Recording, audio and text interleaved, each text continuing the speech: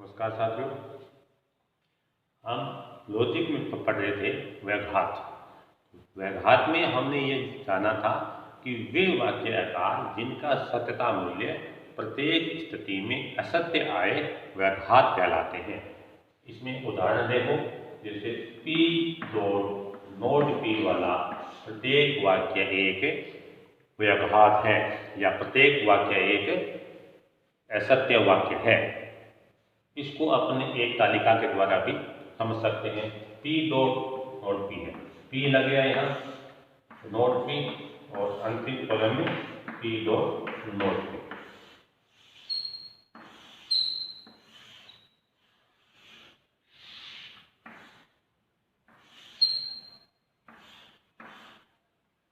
अब देखो वही बात कि इसमें स्वतंत्र चर कितने आए, जितने आए हैं उनके आधे में टी लिखना है, आधे में हमें एफ लिखना है। तो स्वतंत्र चर कितने आए? एक ही आए पी।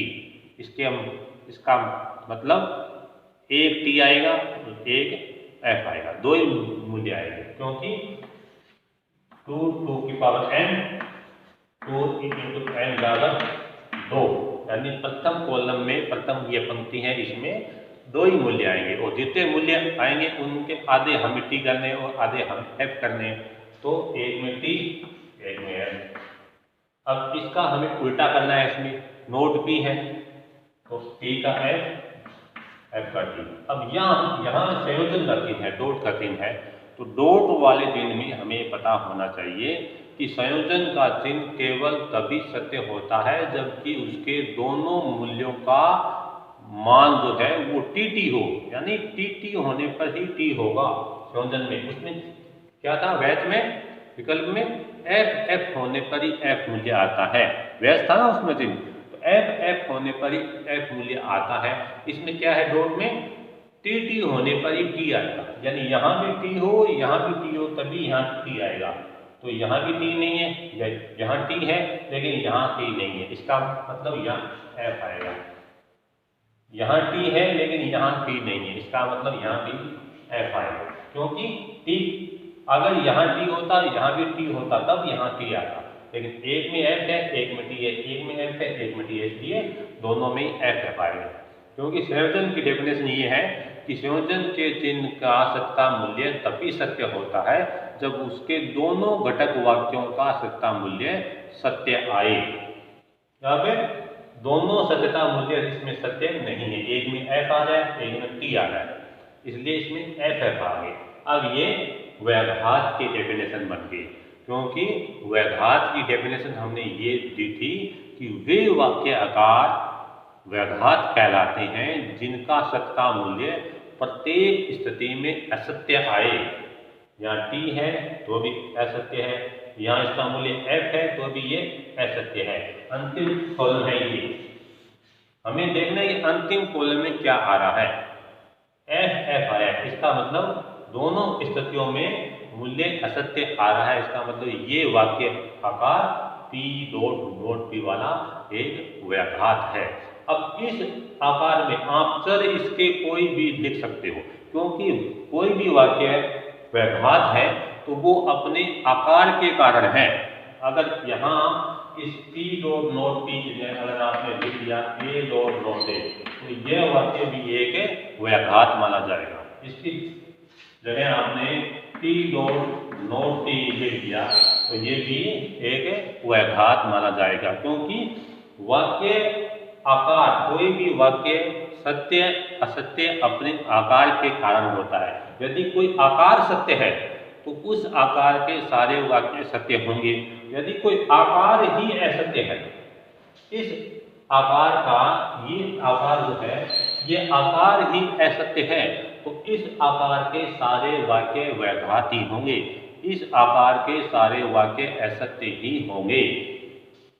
इसकी जगह हमने लिख दिया, मान लो कैट डॉट नॉट कैट, तो ये भी एक व्याघात होगा, इसमें भी यही मूल्य आएंगे अंतिम कॉलम में। जब इसको अपने तालिका के द्वारा हल करेंगे तो इसके मूल्य भी इसके समान ही आएंगे, इसके मूल्य भी इसके समान ही आएंगे, क्योंकि इन सारों का तार्किक आकार जो है, लॉजिकल फॉर्म है इनका, वो एक जैसा है। तो बीच में डॉट है और अंतिम वाले चर से पहले नोट है। इसमें देखो यहाँ डॉट है, अंतिम वाले चर से पहले नोट है, और यही इसमें अंतिम यहाँ डॉट है और अंतिम वाले चर से पहले नोट है। इसलिए इस आकार के सारे वाक्य व्याघात कहलाते हैं। व्याघात के बाद में आता है संभाव्य।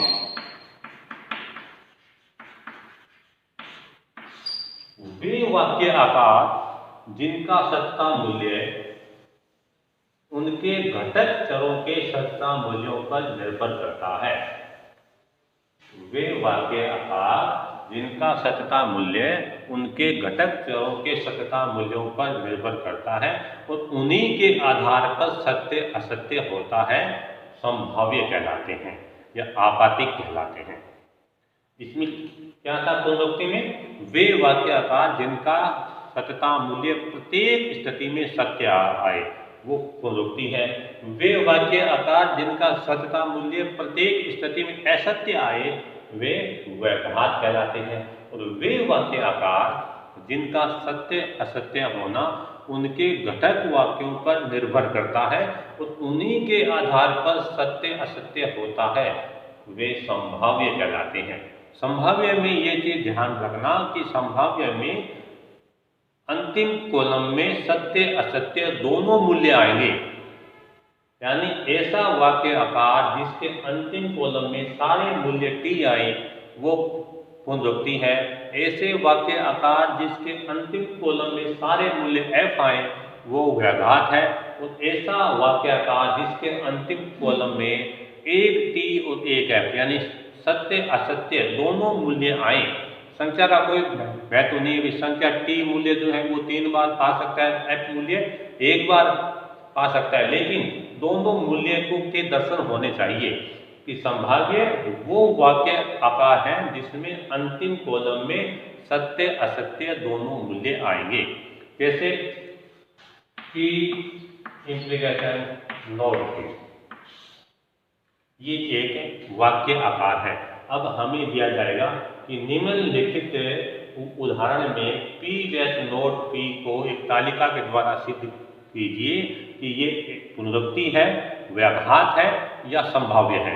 तो अपने इसको एक तालिका के द्वारा देख सकते हैं। पहला वाक्य क्या है? पी, दूसरा नोट पी, और तीसरा वाक्य बन जाएगा पी इम्प्लीकेशन नोट पी।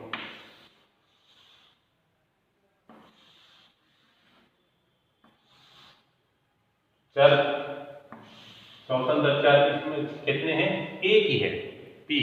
इसलिए प्रथम पंक्ति में 2 मूल्य आएंगे, 2 आएंगे तो अपने उनको आधे आधे कर लेंगे, एक में टी और एक में एफ। ये एक में टी एक में एफ। इसमें उल्टा हो जाएगा, पी नोट पी हो जाएगा, क्या? टी का एफ, एफ का टी। अब है पी इम्प्लीकेशन नोट पी, चिन्ह चेंज हो गया। तार्किक संयोजक के मैंने जो 5 प्रकार बताए थे उसमें इसमें चिन्ह चेंज हो गया। पुनरुक्ति में चिन्ह था वैध का चिन्ह, विकल्प का चिन्ह। व्याघात में चिन्ह था डॉट का, संयोजन का, और संभाव्य में इम्प्लीकेशन का चिन्ह, अपादन का चिन्ह। इसका चिन्ह का, इसकी पहचान क्या है? अपादन का मूल्य केवल तभी सत्य होता है जब इसका पूर्ववर्ती घटक सत्य हो और परवर्ती घटक असत्य हो। पी इम्प्लीकेशन एफ होने पर ही एफ आएगा। ये इसकी डेफिनेशन है। यानी ये पहले फल है, इस घटक को बोलते हैं पूर्ववर्ती, यानी जो पहले आए, और ये है परवर्ती। यानी अपादन में पूर्ववर्ती के सत्य होने पर और परवर्ती के असत्य होने पर ही इसका मूल्य एफ आता है। बाकी कोई भी कंडीशन हो, पी इम्प्लीकेशन एफ हमें अपादन जो है वो हमेशा सत्य ही रहता है। तो पहला कॉलम क्या है? पहले क्या आया? टी, और बाद में क्या आया? एफ। तो टी एफ होने पर ही एफ आएगा। तो ये देखो, ये आ गया है। बाकी कोई भी कंडीशन हो, अपादान का मूल्य टी ही रहता है। तो यहाँ टी आ गया, पहले में टी एफ, टी एफ होने पर एफ, और इसमें एफ और टी, एफ और टी पर ये टी आ गया। अब ये वाक्य आकार हमें पता करना है कि पुनरुक्ति है, व्याघात है या संभाव्य है। धन्यवाद।